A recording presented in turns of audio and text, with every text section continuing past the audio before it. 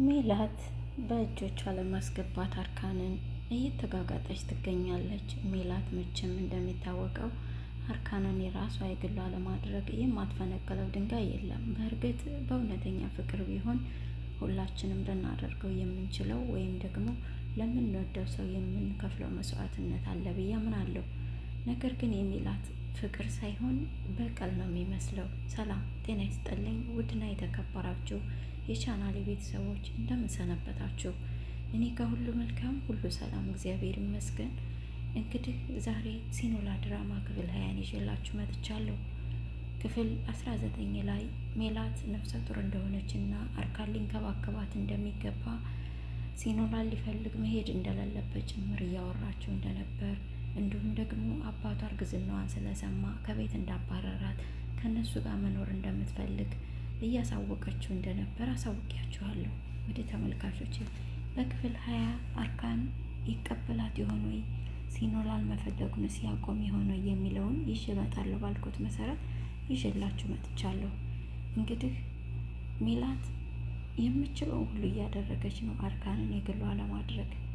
ግን አርካን ደግሞ ልቡ ያለው ከሲኖላ ጋር ነው። ሲኖላን በጣም ነው የሚያፈቅራት፣ ያምናታል ሁሉ። እናም እንግዲህ ሜላት የበኩሏን እየተወጣች ትገኛለች። አርካንም ከፈለግሽ ቤት ተከራይተሽ ለጊዜው መኖር ትችያለሽ፣ ከዚህ ውጭ ግን እኔን ባረገዝኩ ስም እንድታስጨንቅኝ አልፈልግም አላት። ሜላትም እንግዲህ እሺ ብላ መቀበል አልቻለችም። ምክንያቱም የምወደውን ሰው ለሌላ ሰው ሆኖ ማየት አልፈልግም። እኔና ልጅ እኮ አንተን ነው የምንፈልገው። ስለዚህ እኔ ቤት ተከራይቼ መኖር አልፈልግም እያለችው ነበር። እሺ ለማንኛውም ደግሞ ቅዱስ እየጠበቀኝ ስለሆነ መሄድ አለብኝ አላት። ከዛም አንድ የሆነ ነገር መፍጠር ፈለገች። ምክንያቱም ሲኖላን ተዋት አትፈልጋት እያለችው ስለነበረ ማስቀረት ፈለገች። ለሱም አመመኝ ብላ ማለት ጀመረች። ከዛም አርካን የዋህም ስለሆነ ደነገጠ።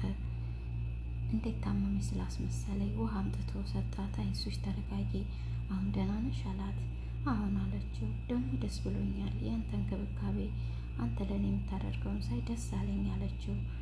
አትጃጃይ፣ ታውቂያለሽ እኔ ላፈቅርሽ አልችልም። እናም ደግሞ የአንቺን ክፋት ስላየሁኝ ለሰከንድም ከአንቺ ጋር መኖር ቀርቶ ከአንቺ ጋር መቀመጥ አልፈልግም። ይህን ደግሞ በደንብ ታውቂያለሽ። ስለዚህ መጃጃልሽን አቆሜ፣ ባረገዝኩ ስበብ እኔን አታጨናንቄኝ አላት። እሷም እኔ እኮ ነኝ ያረገዝኩልህ፣ ሲኖላን ተዋት ነው ምልህ። እኔና ልጄ ግን አንተን እንፈልጋለን። ደግሞ እንደ እህትህና እንዳንተ ልጄ ያላባት እንዲያድግ ትፈልጋለህ ወይንስ ካልፈለግከው ላስወረደው ብላ አስደነገጠችው። እሱም ተይ እንደሱ አታድርጊ እባክሽ፣ እንደዚህ አትበይ። ነገር ግን እኔ ከአንቺ ጋር መኖር አልፈልግም። እስኪ በእኔ ቦታ ሆነች ለአንድ ሰከንድ እንኳን ለማሰብ ሞክሪ እባክሽ። እንደዚህ አይነት ውሳኔ አትወስኝ፣ እኔንም አታስጨንቅኝ አላት። ላስጨንቅህ እኮ አይደለም፣ ግን ደግሞ ከኔ ጋር ነው መኖር ያለብህ አንተ። ታውቃለህ፣ ትወደኛለህ፣ ታፈቅረኛለህ፣ ልንጋባ እኮ ሁሉ ነበር። ሲኖላ ከመጣች በኋላ እኔ ሁሉ የተቀየረው። እባክህ ተረዳኝና ከኔ ጋር እንሆን አለችው። እረዳሻለሁ፣ ግን ደግሞ ያንቺን ክፋት ስላየሁ በጭራሽ ከአንቺ ጋር መሆን አልፈልግም አላት። ለማንኛውም አሁን መሄድ አለብህ፣ ቅዱስ እየጠበቀኝ ነው ሲላት፣ ተው እንጂ እኔን ትታይ ነው የምትሄድ? ምን ሆነሃል ስትለው፣ ልጅና እኔ እኮ አንተን እንፈልጋለን አለችው። ምን ትሆናላችሁ? አበዛሽው። አሁንስ ደግሞ ሄመን አለችልሽ አላት። እሷም እየተበሳጨች ነበር። ቅዱስና ሄመን ደግሞ ሌላ ታሪክ ውስጥ ናቸው።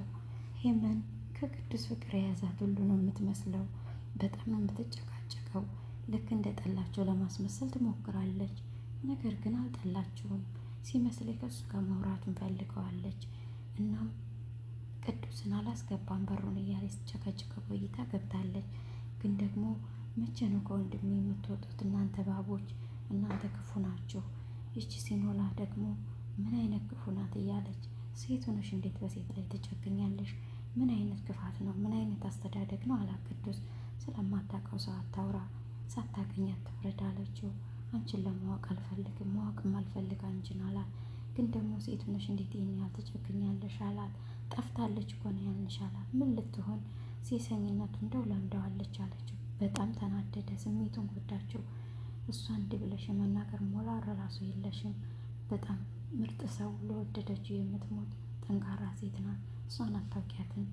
ስለዚህ ዝም በይ። እኔ እና እሷ ደግሞ ያለፈ ታሪክ ነው። ምንም ነገር ማውራት አይጠበቅብሽም። አሁን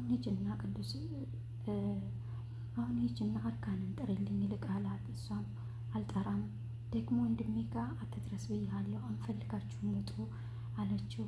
እኔ ምልሽ ከኔ ጋር ግን ማውራቱን ትፈልጊዋለሽ ልበል? ስለ እኔ ነው እንደ ስታስብ የምትዩ ብሎ ቀለደባት። በጣም ተናደደች። ምን ትመስላለች በረሮ። እኔ ከሴት ጋር ይህን ያህል አልጨቃጨቅም ብሎ እንቀርቦ ይዞ አስፈራርቷት በሩን ከፍቶ ወጣ። ይልቅ አርካንን ውጭ ላይ እንደምጠብቀው ነገር ብሏት ሄደ። በጣም ተናደደች። በጣም ስሜታዊ ሆናለች።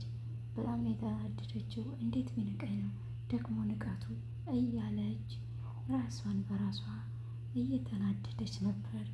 ቅዱስም በጣም ስላናደደችው አንገቷን ንቅ አርጎ ቢገላት ነፍሱ። እንደው አርካን በጣም ትዕግስተኛ ነው።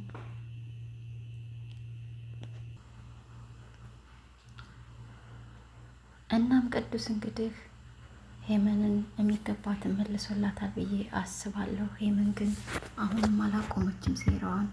ቅዱስንም ሲኖላልም እንደማትለቃቸው ከወንድሟ እስካልተለያዩ ድረስ በእነሱ ላይ የምታደርገው ነገር እንደማታቆም ለራሷ እየተናገረች ነበር። በጎን ደግሞ ቅዱስን የሆነ ነገር እንደምታስበው ያስታብቅባታል።